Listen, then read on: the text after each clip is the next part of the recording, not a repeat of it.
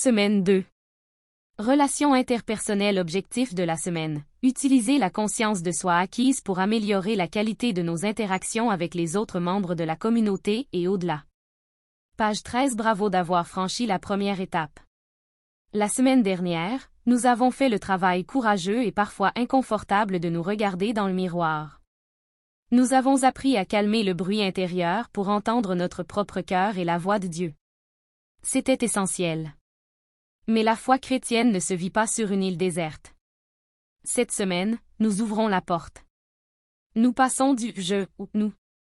Soyons honnêtes, c'est ici que les choses se compliquent. Il est relativement facile d'être paisible et spirituel quand on est seul dans sa chambre, en train de méditer. Le véritable test de notre transformation commence au moment où nous interagissons avec une autre personne imparfaite, que ce soit un collègue, un conjoint, ou un frère ou une sœur au sein de MKMI. Pourquoi cette semaine est-elle cruciale? Parce que nos relations sont le laboratoire de notre foi. C'est là que la théorie de l'amour se heurte à la réalité des frictions humaines. L'objectif de cette semaine n'est pas simplement d'apprendre des techniques de communication pour être gentil. C'est bien plus profond. Nous allons utiliser la stabilité intérieure et la lucidité acquise lors de la semaine comme des outils puissants. Au lieu de réagir à nos prochains à travers le filtre de nos blessures, de nos préjugés ou de notre stress, nos vieux pilotes automatiques, nous allons apprendre à voir l'autre au-delà de nos jugements hâtifs, empathie.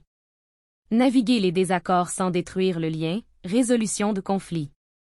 Protéger notre paix tout en restant ouvert, limite saine. Pratiquer l'acte divin par excellence, le pardon.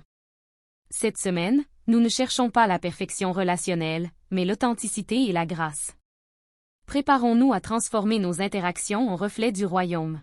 Jour 8. Développer l'empathie. L'empathie est la capacité de voir le monde à travers les yeux d'un autre. C'est particulièrement difficile, mais nécessaire, avec ceux que nous trouvons difficiles.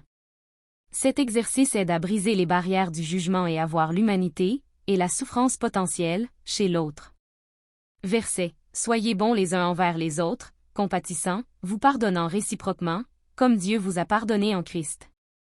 Éphésiens 4h32, méditation. Visualisez quelqu'un que vous trouvez difficile et envoyez-lui de la compassion. Réflexion. Comment l'empathie peut-elle améliorer vos relations?